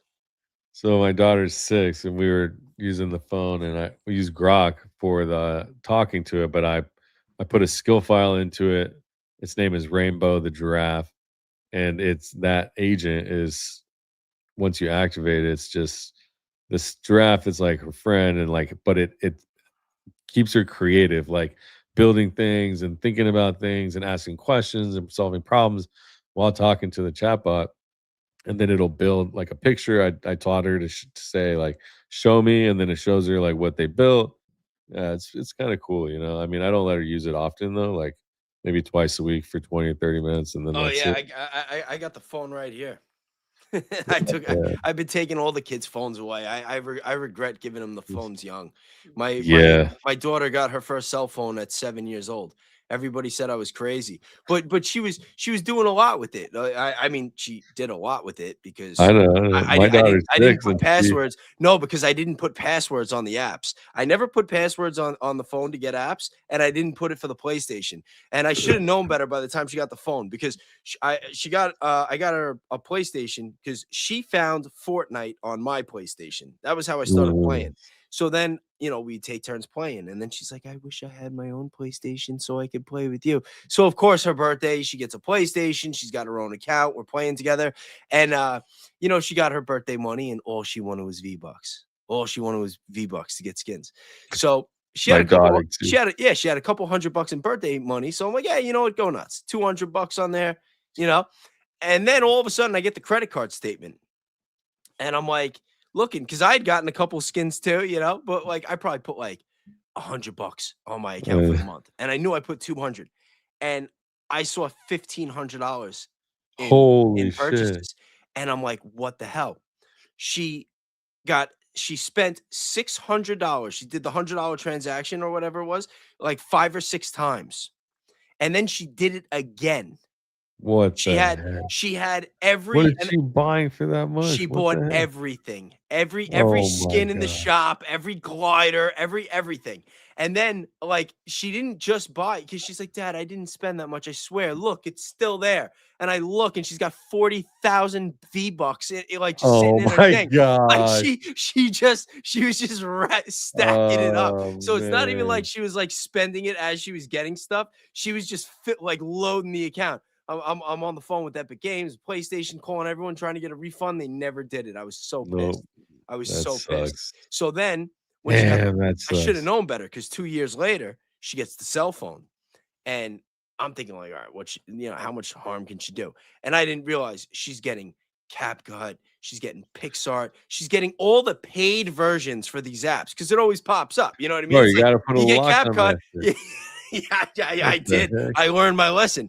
I had a $1,500 Fortnite bill, and then I had I was getting notifications every day. It was like iTunes $6, iTunes $7. I like one of the ones she did was like a Oh my scam. god. They were taking $6 out of my account every day. Oh It was my a gosh. nightmare. It was a nightmare. My daughter my daughter's probably spent like $3,000, maybe four, between PlayStation and the iPhone. The first month that she had the PlayStation and the first month that she had the iPhone. She had just every app. It was just nuts. So yeah, now I'm a lot more on top of these things, and she doesn't even have her phone a lot of the time now. I'm like, look, read a book, go outside, touch grass, you know. We learn from experience, man. All right, man. Well, I appreciate it. Have a good rest of the show. Thank I'll you, see you thank you. guys. Yeah, Cheers to the I'm gonna chat. touch on a couple things, and I will see you tomorrow night. Are we still doing 10 o'clock? Yeah, yeah, I guess so. I don't want to go earlier, but You want to um, officially make it 9 o'clock? Actually, no, we got to go 10 o'clock tomorrow because I'm having people over again, so I don't want to put myself on the clock. But we should consider pushing it a little earlier in the future. I think it would be better if we do like because my 9 is your 6. yeah. You I think think a morning show would be better? I moved my members only to a different day. we could try it. We could try it. Why, Yeah. why why don't we try to do double duties? I told you before because I was doing I was trying to do a Saturday afternoon stream. And then you told me not to. You're like, dude, you're messing up the algorithm. You're gonna do it members only. Yeah, you don't want to do 2 shows, and I mean, you can, I guess, but you eat up your algorithm. It eats itself, you know? So Yeah. I always just yeah, it's better to just do one. If you're gonna do something twice, I would do not the same thing, but a video, and then a live stream or a short. But doing 2 live streams in a day kinda kills the reach, but whatever, you know, it is what it is. I like squeezing the juice out of as much as I can out of each video, you know what I mean? Yeah, no, you're 100% right, and you were right with the Saturday because the views on there weren't where I thought they would be, and then I'm like, you know what? It's probably because I'm ending my live at 5 o'clock, and then I'm on again 5 hours later. You know, Mm. Oh, you did it so last week you didn't go live before and you saw a difference? I stopped doing the Saturday afternoons when you started doing the members only, and then I started Oh, doing earlier on Friday because originally I was going to do the free speech Friday at midnight because I didn't yeah, know what Ian Carroll's situation was. Sometimes he was doing them, sometimes he wasn't, and also shout out to Valhalla. Like I watch a lot of Nate. I wasn't trying to overlap with him, you know. So I'm like, all right, Friday midnight and then Saturday afternoon, Saturday night. And it was just a lot. It was 3 shows, like very compressed. So when you said you wanted to do the members only on Saturday, I'm like, oh, maybe I'll do an afternoon on Friday then instead. yeah. Yeah, I mean, I also wonder what it would be like if I did a night show. I might try to do a later show sometime You soon. should do it at least once a week. I mean, well, you do it once a week with me, I but do. That's the thing is if I took Saturday away, I just realized, like, it's kinda tough to do a Saturday night show, you know, because especially we have families and stuff, but morning is so much easier, you know? And also I get super tired in the afternoon to do a show because I've already usually I'm up and going by 7 and I go hard until like 3, 4 o'clock, and I get wiped. The lights too, killing me. yeah, we could switch it up. We could figure it out. But I don't We're, know. we're, We'll we're not see. contractually obligated to any I like specific time slot. I like the night slot on Saturday though too. I So like we'll the night see. slot. I like the night slot on Saturday too, especially because like I have a baby. So it's like during the day, I'm needed a lot more. And as you will know when you have yours soon, Yeah, sometimes it's a little that's true. easier to be consistent with the night slot if you have a kid or a child that's on a good sleep schedule. Like my That's daughter, true. yeah, my daughter goes to bed 8 o'clock, like clockwork, and then she'll wake up for a bottle at like 2 in the morning, and then that's it. She's back to sleep. So I know that if I do that 10 o'clock show, that I'm good for those couple of hours. If it's during the day, it's gonna be, then I'm gonna knocking on the door. It's like, oh, you're live now. Why are you doing it now? Because I've already Yeah. established that I've got that stability going with that rhythm with the schedule that I do it. Yeah. Yeah. No, that makes sense. Well, we'll figure it out. All right, man. Cheers. Thanks everyone. Talk to Do you your later. thing. Peace. I'll talk to you later. All right. All right, everybody. Now we're going to move on. And speaking of Nate, we're going to cover a little bit of Nate because he gave an update on the Iran war today. To it, let's talk about it. Of course, first, let's see that statement that Donald Trump just put out. So, from the pedo in chief himself, he says the United States will be hitting Iran, whose Navy, Air Force, radar, anti-aircraft, even though they literally just shot down a fucking Apache helicopter 2 days ago, and all other forms of defense, together with most of its offensive capability, are gone. Huh, doesn't seem like it. Very hard tonight, all caps. Donald Trump loves it very hard. At some point in the not too distant future, we'll be taking Karg Island. Again, just casually announcing that we'll be putting boots on the ground and other oil infrastructure points and assume total control over their oil and gas markets, much like we have in Venezuela, which means, I guess, not at all because we don't control Venezuela's oil and gas markets. The Maduro regime is still solidly in power. Interesting, which is working out brilliantly both for Venezuela and the United States of America. Yes, as you can see, gas prices are really low.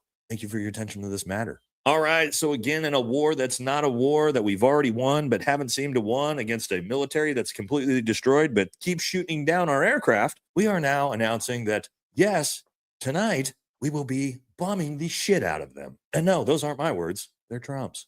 I asked him what will happen if the Iranians do not sign an agreement that was put forward by American negotiators. President Trump said, quote, we'll bomb the S out of them tomorrow night. And so the president is leaving the military option on the See, it's tough though. Like with Trump's statements in regards to this war, you have to take it with a grain of salt because he flip-flops so much. How many times has Trump said that the war's over, that the war is officially over, or it's going to end? You know, I think in that video he says that he said it like 55 times. 55 times. Even if that number's an exaggeration and it's 20, you know, it should be one. Should be once.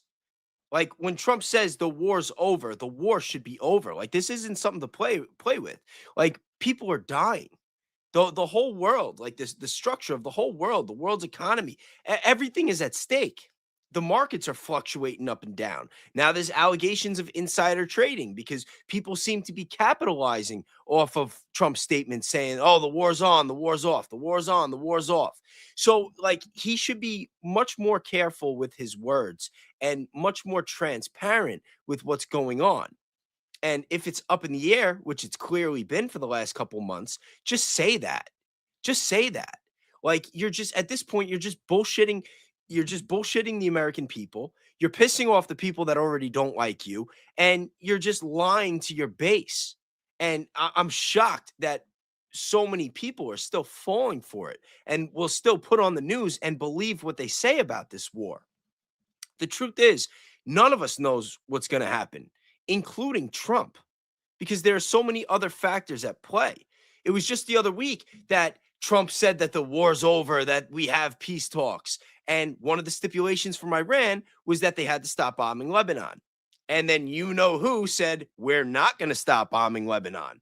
And then the statements came out, the reports came out that Trump's telling the guy that he's crazy and that this is why people hate him and hate his country. You know, so like there are other world leaders, some of which seem to have a little bit, maybe a lot more authority over Trump on these issues and have more influence on whether or not this war is going to end anytime soon. And the big name that I'm not going to say out loud that I know we're all thinking, I don't think he wants this war to end at all. And I'm just going by history.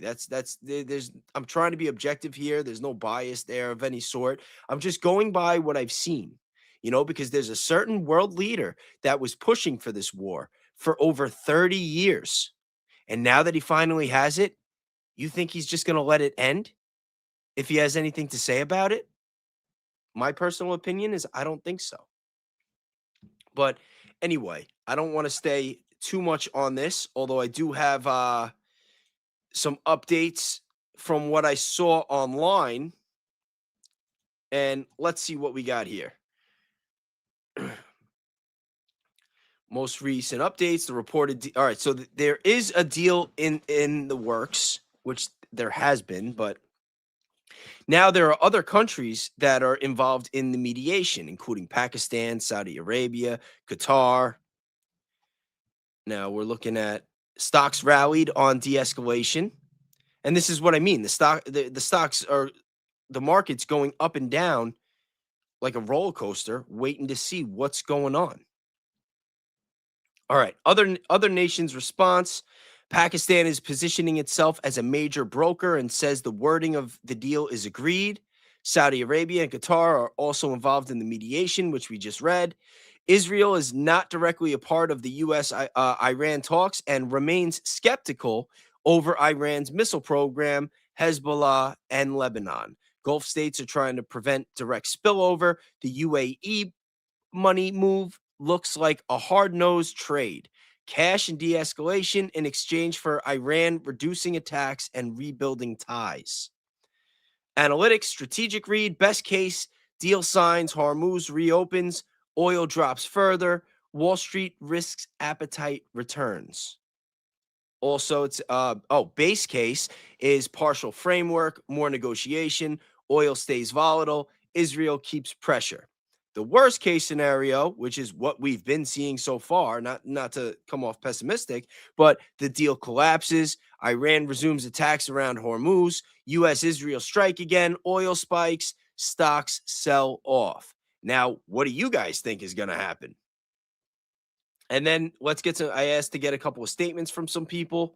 It says, Donald Trump, most recent reported remarks today stay focused on Iran allegedly misrepresenting the terms of the proposed agreement. Nothing to do with the terms that we agreed to. He says Iran's leaked version of the deal was false and described Iranian negotiators as very dishonorable people. He also reiterated that any agreement would be performance-based, not involve immediate benefits without compliance. Trump also reportedly said that Iran wants a deal but is still not ready to finalize one. Marco Rubio's most recent position has been that sanction relief is tied directly to Iranian concessions. Any sanctions relief would be contingent on Iran giving up its nuclear program. It says that Operation Epic Fury has concluded. J.D. Vance, we're very close to achieving a peace deal, not there yet. He seems to be playing the fence a lot lately, though. So I take his words with a grain of salt at this point. And then you got Mr. Propaganda, Pete Hegseth, who's just saying, okay, the United States striking key facilities in Iran. He framed the strikes as part of the effort to secure a permanent ceasefire and continued negotiations. Other recent remarks attributed to Hegseth include this is not endless, meaning not an endless war. Benjamin Netanyahu, most recent reported statement today, emphasized on alignment with Trump on Iran. Israel and the United States are in full agreement. But full agreement of what? Full agreement that the war should end? No, that Iran must never acquire nuclear weapons. And now statements from Iran. It says that a deal has never been closer, so that's good news. He emphasized that no final memorandum has been signed and that the terms could still change. This message was more cautious. I'm not going to try to pronounce people's names I don't know. It says no final decision has been made. He stated that Iran will not cross its red lines, that reports of a finalized agreement are premature, and that Tehran believes Washington has repeatedly changed positions during negotiations. And to that, I say, I wonder why. Iranian leadership continues to publicly frame the conflicts as a strategic success. Earlier this month, Iran's senior leadership declared that Iran had delivered a decisive blow to its enemies and portrayed any peace agreement as occurring from a position of strength rather than weakness. Then you have Pakistan saying that the final text of a U.S.-Iran agreement has been agreed upon and that Pakistan is working with both sides to finalize implementation details. Pakistan's role appears larger than many expected at the start of the conflict. Qatar has been quietly conducting back-channel diplomacy with Tehran.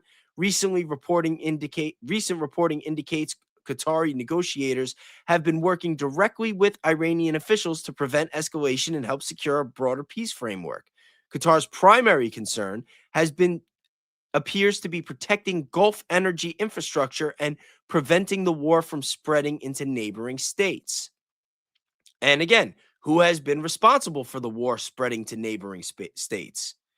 Saudi Arabia has largely avoided inflammatory rhetoric in recent days. The kingdom has quietly supported negotiations while maintaining security cooperations with the United States. Analyst notes they're seeking regional stability, protection of energy exports, and avoidance of another prolonged Gulf conflict. Saudi officials have been working alongside Pakistan and Qatar behind the scenes rather than making highly public statements. Then you have Israel.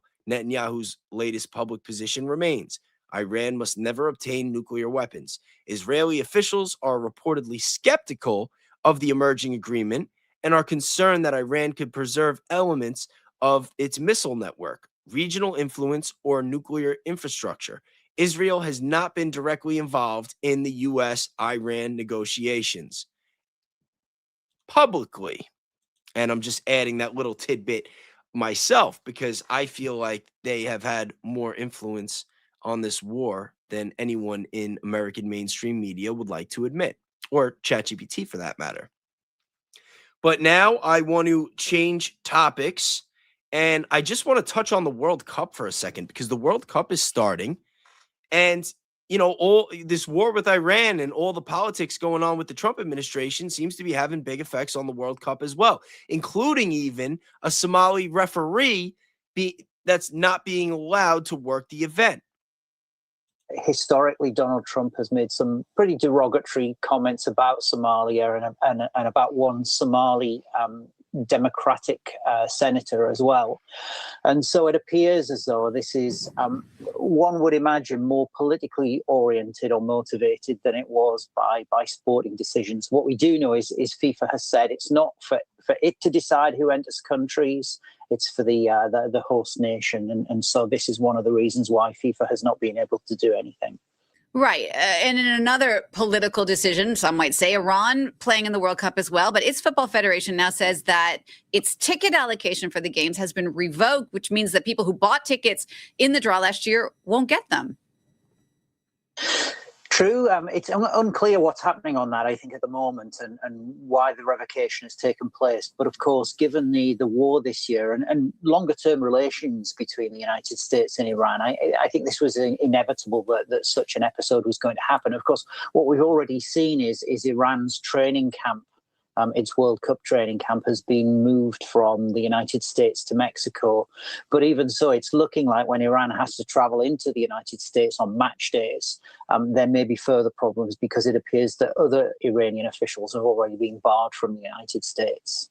You know, despite all the fervor surrounding the World Cup, it does seem like the U.S. president is not the most welcoming to those who want to come attend. Do you think that a lot of foreign football fans will stay away? It's a difficult one for foreign football fans because, of course, it's very expensive to get there. There are issues around ticket prices. Of course, there's some unpredictability around flights and the price of flight tickets.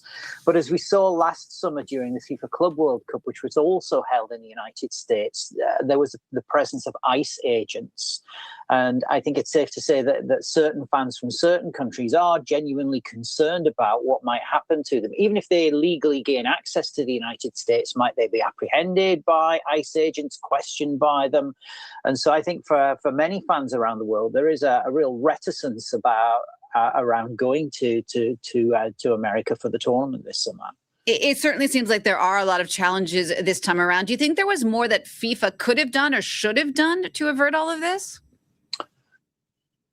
I think that FIFA President Gianni Infantino was well aware of the potential for negative or adverse consequences following Donald Trump's re-election in 2024. And my personal view is that the peace awards that Infantino gave to Donald Trump was part of a risk mitigation strategy intended basically to smooth the waters and ensure that there weren't too many disruptions.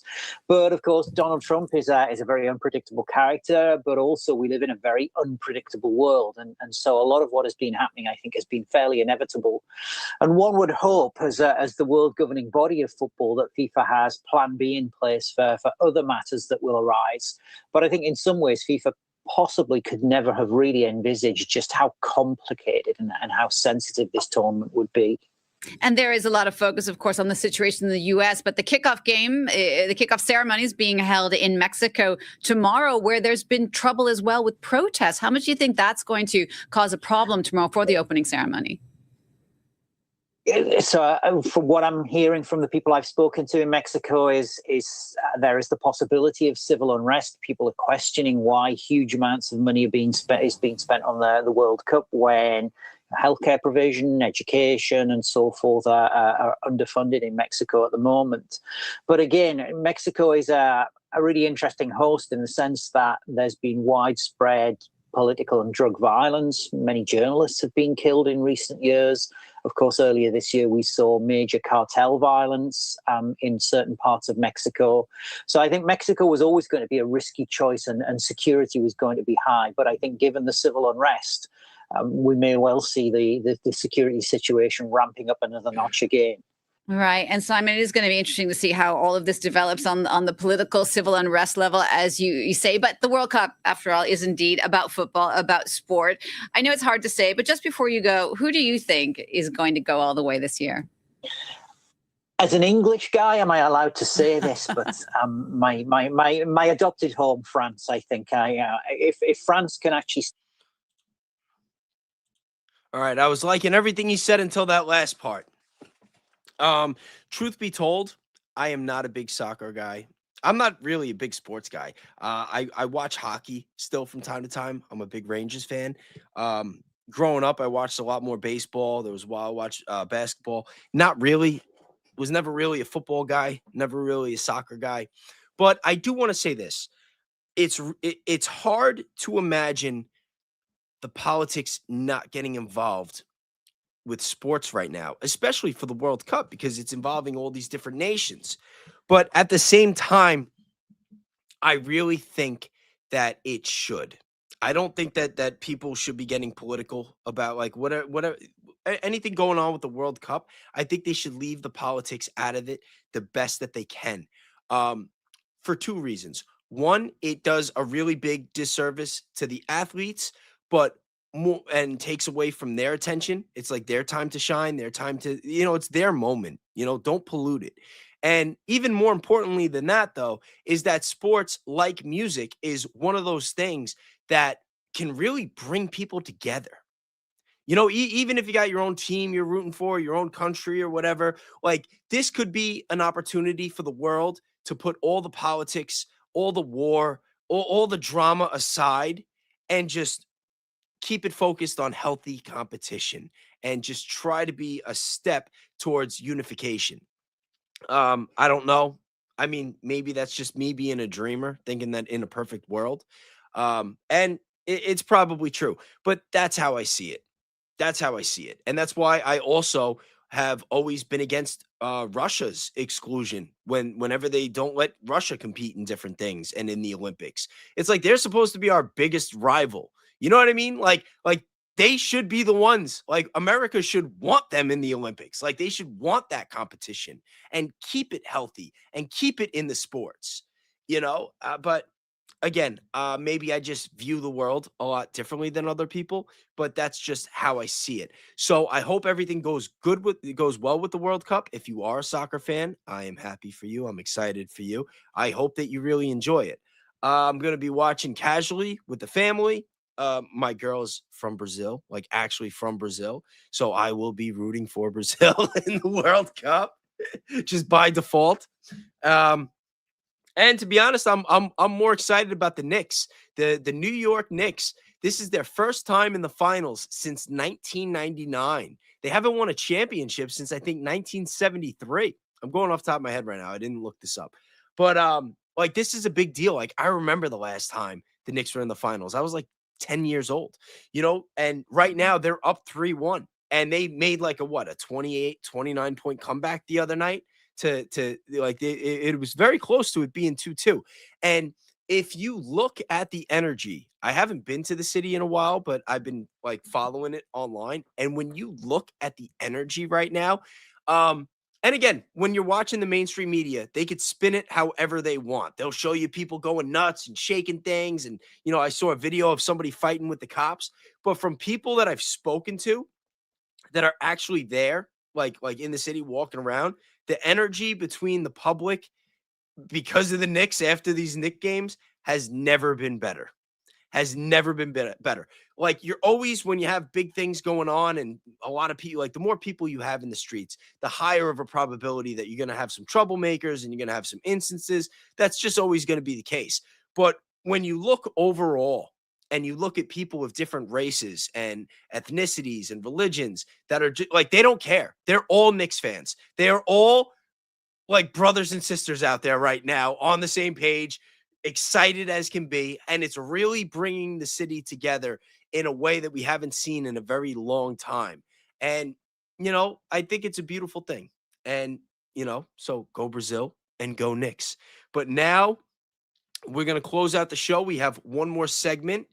And this is, we started the show with somebody who's having one of the best days of his life. Well, you would imagine so since he's a trillionaire. But now we're going to unfortunately close it with somebody that might be having the worst. And that is Karmelo Anthony. And no, not former Nick Karmelo Anthony.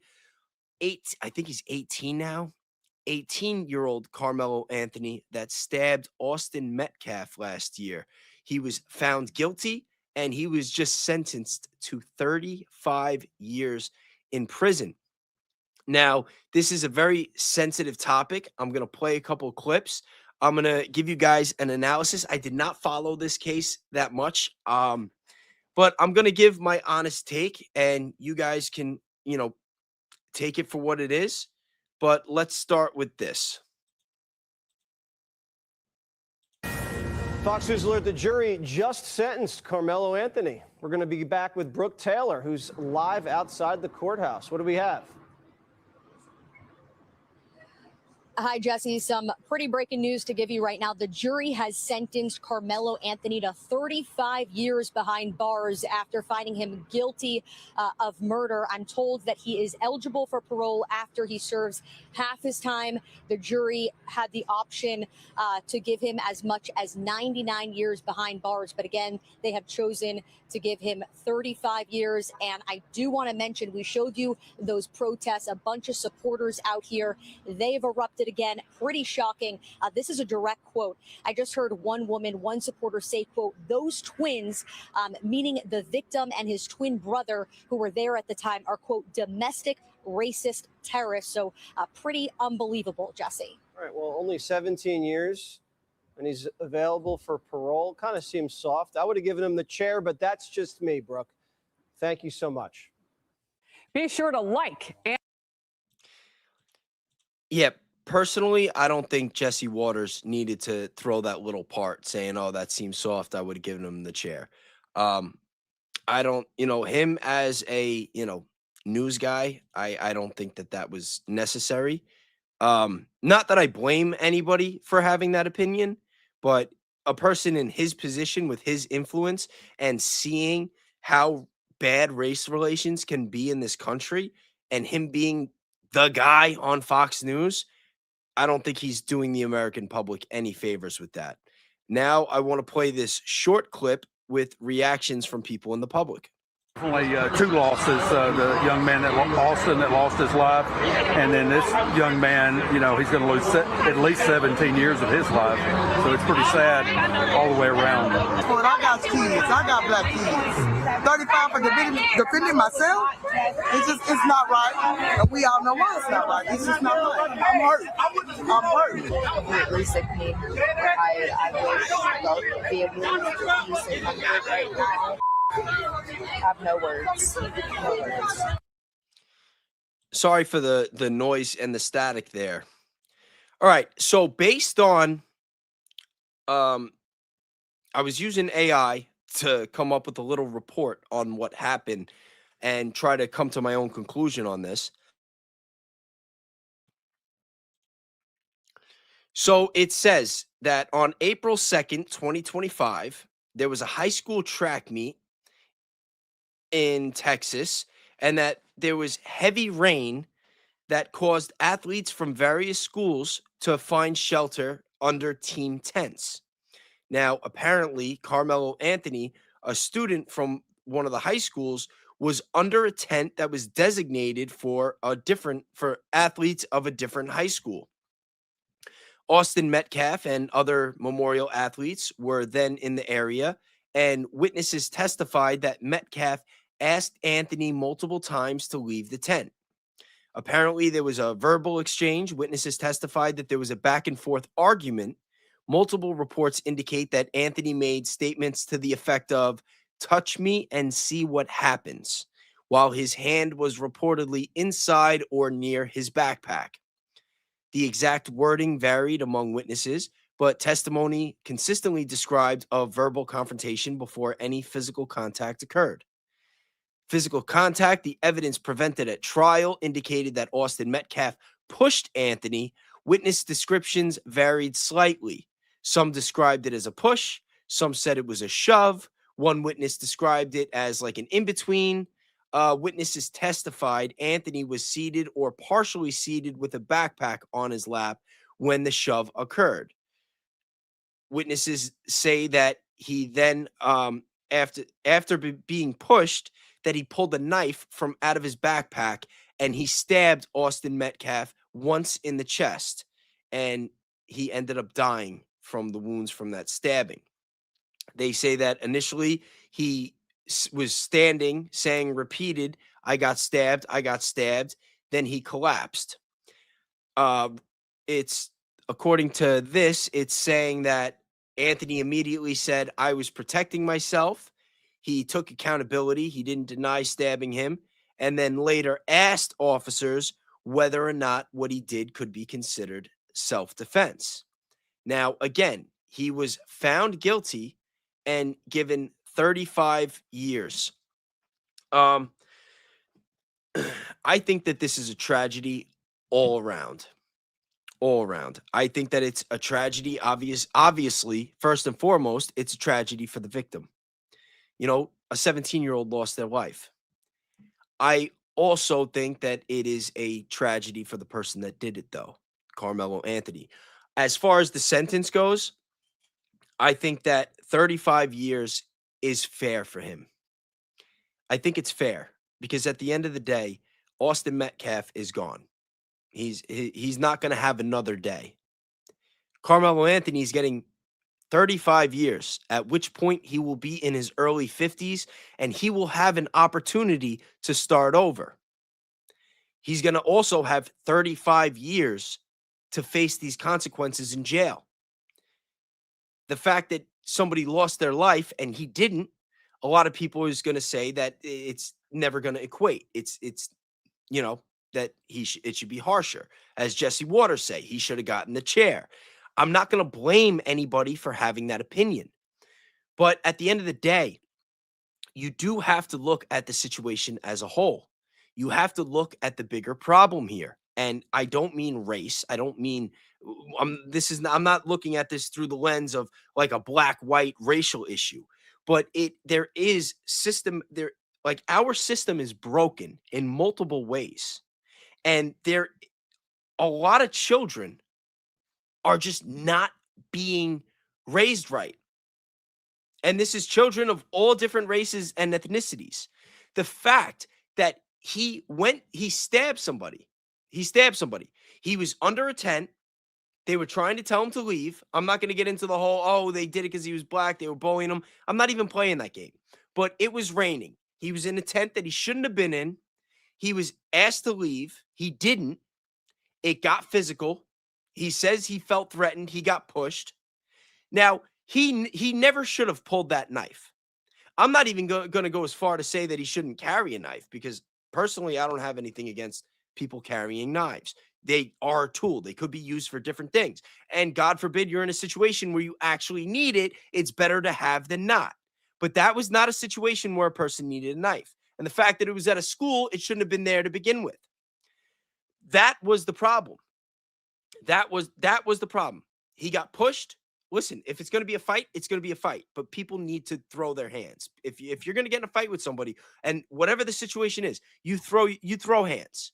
You don't pull out a knife. That's it.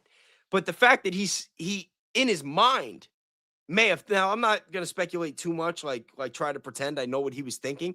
But the fact that he took accountability, he's like, isn't that self-defense? It's like he didn't know. Like, that's crazy to me. That's crazy to me. And I'm going to play another clip here. If you've been watching my show for a while, you might be familiar with one of these faces. Shout out to Lala Andrews. But she did a show the other day with two of her friends where they were covering the issue. And I just want to play this clip and then I'll tell you more about what I think. Not a cultural thing that's happening, this sort of street code that we're talking about when you talk about, well, he didn't want to be embarrassed. Well, why is that? Who is the people that are telling you you can't let people punk you? Where is that coming from? Which community do we want to associate that with? You know, so I think that this culture that Black culture have, the reason why this keeps happening is because we're not doing anything about our own issues. And guess what? Other people are having to. That's why we didn't have any Black jurors on here, because Black people can't even say that they're going to be unbiased. This is why that even with Cyrus Carmack, this is why the Black jurors that were on that case was like, no, this guy did not murder this guy. So I think that once we start doing stuff about our issues, we'll see a change. But if we don't do nothing about our issues, they will continue to shoot your kids down in the streets because you're not doing anything about them. And they're not going to let your kids just run wild. They're going to put them down. And I'm sorry, I keep saying that. If you do nothing about your own issues, people are going to take it into their own hands, and you're not going to like the results. This is what I mean. This is exactly what I mean, even down to the Chud the Builder. We're not doing anything about our issues, and people are tired of it. Even the fact that these white boys felt confident enough to go stand up to him and tell him to leave. It just shows you that people are tired of Black people. So can I say something? Can I just point out that I don't think it's premeditated? And again, I'm not even trying to like speculate into the race side of this. I don't know whether those boys would have reacted the same way and wanted him out of the tent if he was white. Is it possible? Yeah, it's very possible, actually. But the fact that he was at a different school and it was a competitive event, like, my personal opinion is if it's raining and you have space, let the person under the tent. You know, and let's not get it mistaken. Austin Metcalf, like, this was a back and forth between two teenage boys. You got testosterone pumping. People don't want to be punked. He's showing off to his friends. The other guy's probably legitimately feeling threatened. You know, if he's there by himself and you got a group of people, I can't speak on what their attitudes were and how aggressive their words were, you know. And yes, there is a good possibility that this guy just didn't want to get wet. Then he sees that he's being bullied. The fact that he's Black and that they're white may have had racial undertones that he felt like, I'm not going to take shit from them. And then it escalated. But his mistake was pulling that knife. He never should have pulled that knife. He never should have brought it there, because even if it only got to, like, if that guy, because they're saying that Austin Metcalf pushed him while he was sitting down in the chair. At that point, if they fight, there's a good chance cops are going to come. They check his bag. He might catch a weapons charge anyway. So just bringing the thing was stupid. Pulling the thing was really stupid. And now he's got to pay for this. 35 years.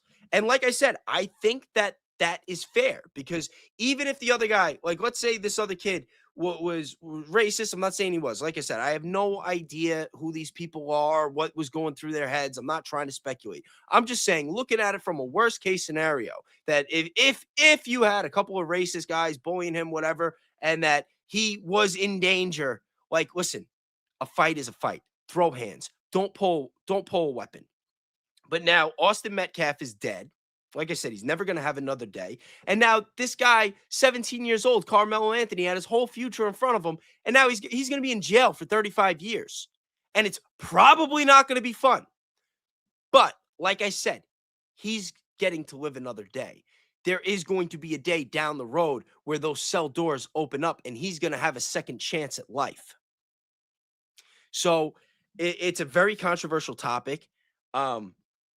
And I just think it's a tragedy all around. And I can totally understand why so many different people are going to have different perspectives on this, because they're seeing it from a different lens. You know, if you're Black and you grew up oppressed and you were ever in a situation where you were surrounded by people that were racist, you're going to have that view, and you're going to view Karmelo Anthony as more of a victim that was defending himself. Now, if you're a white kid that was hanging out in the wrong neighborhood one day and got jumped by a couple Black people, you might see it the other way, and you might see Karmelo Anthony under your tent and be like, no, this guy's got to go. You know, like, and unfortunately, that's the world that we live in. But this is why I say all the time that I don't believe in tribalism, individual accountability. Both individuals in that situation made mistakes, and they're both kids. And now one is dead and one is going to be in jail for 35 years. But I want to play this clip a little more because Lala puts in some real work and gives a really good take. And I want you guys to see, because she tries to identify the bigger problem in this. Premeditated murder, because it's not premeditated murder, because like I said, if we can charge everybody. Lala's the one all the way on the left, by the way, who killed somebody after fighting at a bar or at any event, at a party or something, the premeditated murder, when they threaten people not to touch them or not to do something like that. Speaking and saying something in the heat of the moment or during a confrontation is not a premeditated murder. There was no fight, though. There was no fight. There was no fight. There was an assault. There was no fight. Yeah, it was an assault. No, the cameras that were recovered after in proximate cameras that had captured the altercation that happened said that narrative does not exist. There was. I didn't say that. No, what happened? Yes, they did. And no. And not only that, there was camera footage on the body cam footage of the officer that caught Karmelo Anthony admitting that he did it. That it was not allowed. I never said he did do it, but from what I heard. No, what happened was that Karmelo Anthony had a mutual friend, this dude named Eddie, that was on the team with Austin Metcalf, and he came to kiki with him in the tent, a tent for school that he didn't go to, at a track meet. Like when you go to a track meet, you go, they're getting ready to compete against another team, against another school. This is before the meet even happened. So they want camaraderie with their own teammates. They want to be around and get mentally ready for this competition. This isn't time for you to come over to the tent and just be, hanging out and it's laying up and whatever he was doing and chit-chatting with everybody, especially when other people before Austin Metcalf went over to Karmelo and was like, yo, bro, hey, like, what are you doing? He wasn't even. So you talk about camaraderie. After the fact. Hold on. It was after the fact that other people went up to Austin and was like, yo, can you come get this kid and tell him to leave? We've asked him to leave before and he wouldn't. And then he Where did you hear that? Yo, you need to leave. First of all, it was what camaraderie? Karmelo was under the tent when Austin wasn't even under there. Austin came over there to remove him from the tent. So where did you hear that somebody came and physically got Austin to remove Karmelo from the tent? Because this is news to me. Well, wait. Before you say something, I do believe that there was a text message that was presented that the coach had told Austin that he was the leader, and he was to take the leadership role. So a part of him being the leader is going to be confronting those type of situations. But he wasn't ultimately, like I said, this is stuff with kids. So there was students that were under the tent that saw the entire altercation happen, who testified in court just this last week that is what happened, that there was other people that saw him and was like, yo, what is this dude doing here? He doesn't even go to this high school. He went to Centio High School that was in another high school. Well, So I didn't hear that they didn't have enough students to put up their own tent, by the way. So they want to go to the white tent. They want to go to the white tent and get under that, but they couldn't put their own tent up because they didn't have enough students, because I don't know if this is a black school or not and everybody's late because they're black. I don't know if that's the case, but apparently a lot of people were not there that should have been there and that should have helped them. And again, now Lala and Carmen, those are the two on the sides. They are on the side of the victim, clearly, and they're more critical of Karmelo Anthony, saying like, look, he messed up. He shouldn't have been there. It's before the meet. The team's there. Austin Metcalf was tapped to be the leader. He was trying to take care of business. He never should have been there. It's his fault. But as you can see by the way that they're talking, that there is racial undertones, which again shows you that different people with different races, ethnicities, depending on where they're from, they're gonna look at this situation differently.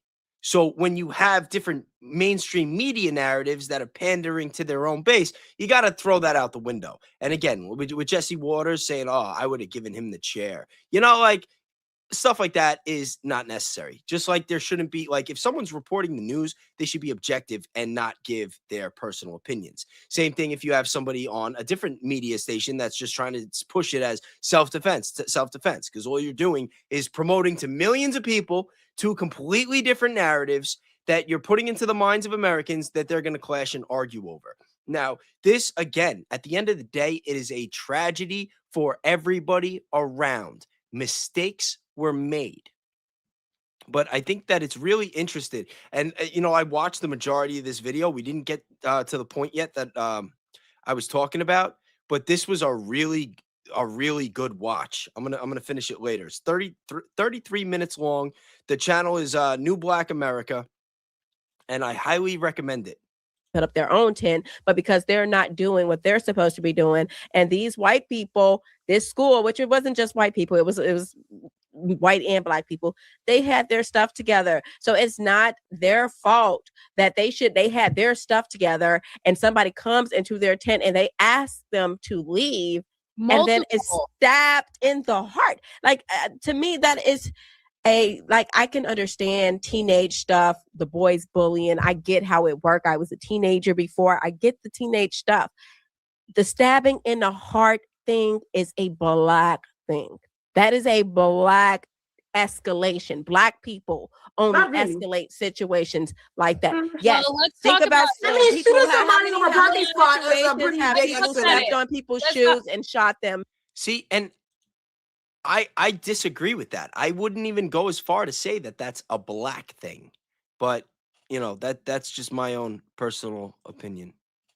Because of shoes. Shooting people from a parking spot is a pretty big escalation. So Karmelo Road rage Anthony, is actually in a different category, but go ahead. For white people, okay. For everybody, like if you do a road rage incident, you will get less time than a regular incident. this is a symptom of being raised around and by single mother. Now, this is what I was talking about. I want you guys to pay attention because Lala puts in some real work right now. And after this clip, we're gonna wrap it up. I'm gonna read the comments and we're gonna go. I've got stuff to do. I know that there's some other shows you guys want to watch too, but this part is really important. Because Karmelo Anthony was raised in Baton Rouge and had moved to this area in Greater Frisco. He had moved there 3 years prior. So that would take you to 2022. I want to pull up a study. This is from the Baton Rouge Gun Violence Assessment. And it shows you that 51.8 people out of 100,000 people are murdered in Baton Rouge in 2022. So this would be when Karmelo Anthony was leaving and when his mother, Kayla Hayes, was taking her family out of Baton Rouge, Louisiana. In that year, there was 105 homicides.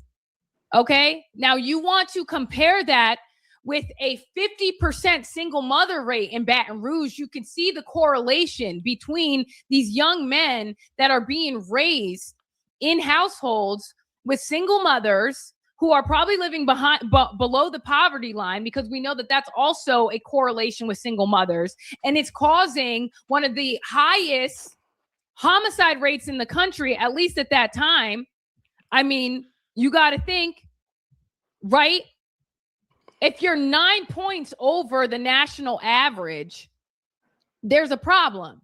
And what is the common denominator here? It's single mothers. I mean, if you want to look at the national crime statistics, this is from the last 10 years. This is from 2016 to 2026. There has been 83,375 Black people that have committed homicides. This is offenders. And then there has also been, like, similarly, the highest rate of homicide victims. And how is that even possible if we're 13% of the population? Like, this is beyond just blaming it on, like, oh, it was a spur of the moment homicide. Like, no, he didn't want to get embarrassed. What happened was he was sitting talking to his friends, and then Austin came over and was like, yo, you need to leave. And he was like, you're not about to punk me in front of all these people. And so to protect his, like, image or to not feel embarrassed, he stabbed someone in the heart. Being embarrassed does not equivalent to stabbing someone in the heart. That is not like an equal, like, action reaction. That is something that is caused from either compound trauma or having a lack of emotional regulation. Like, there is something else there that is being seen as a pattern behavior in the Black community. Like, that is what we're trying to say here. I just got a question. Like, what?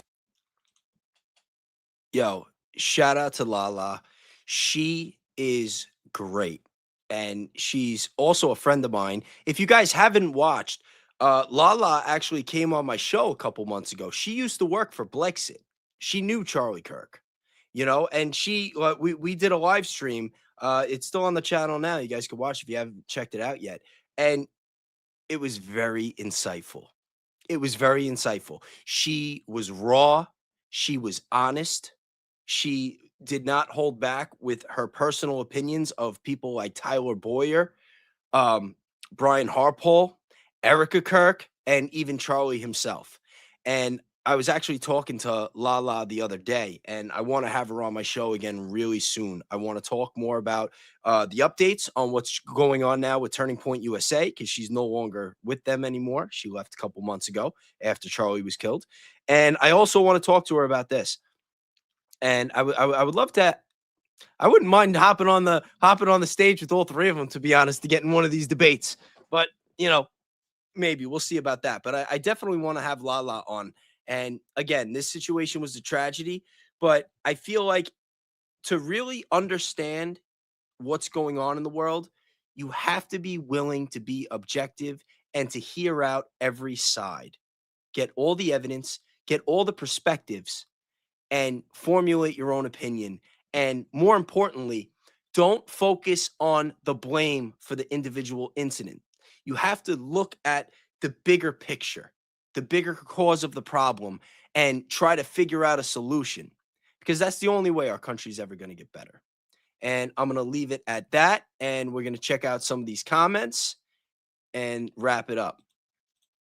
Awakening, again, gifting a membership. Thank you very much. I appreciate it. And so you guys know, I'm going to be doing a members only live tonight at 10:30 p.m. Eastern time. Just so you know. What is it? 7:30 now? So 3 hours. I will be live again doing a members only. Maybe I'll even see if I can get Lala on for that. That would be pretty cool. We got Keats, a member for 1 month. Definitely been here more than a month. Go Max, brother. Thank you very much. Australia in the house. Sorry. We got Death, a member for 3 months. Bays is based. Thank you very much. I always appreciate seeing that in the chat, whether it's my show or another. Thank you very much. Dale, member for 3 months. I have to believe in Elon. He's not in their club. He straddles the line. He talks about humanity. I don't like all he does, but damn, we need someone or someone's money. Listen, I feel the same way. I think that Elon has a lot of red flags, but I think that as far as a human being on this planet goes, I've always viewed him as a big net positive. And I'm hoping that all this success that he's had and all this money that he's made, that he uses it to make the world a better place. But time will tell. Chucky, I sent a link to y'all's X. Thank you very much, buddy. I will check it out. And we got Matt, $10. Thank you very much. Charlie, nobody, has a special kind of color blindness, and he was, Charlie, okay, has a special kind of color blindness, and he was able to see in film negatives the second shooter in the JFK assassination. He has a YouTube channel. Thanks to you both. I will check it out. But that's my show for tonight. I hope you guys enjoyed. Like I said, I will be doing a members only live in 3 hours. I will put the thumbnail up now. So I hope to see you guys then. And like I always say, be kind, be grateful, do something nice for somebody. And I will see you guys later. Thank you.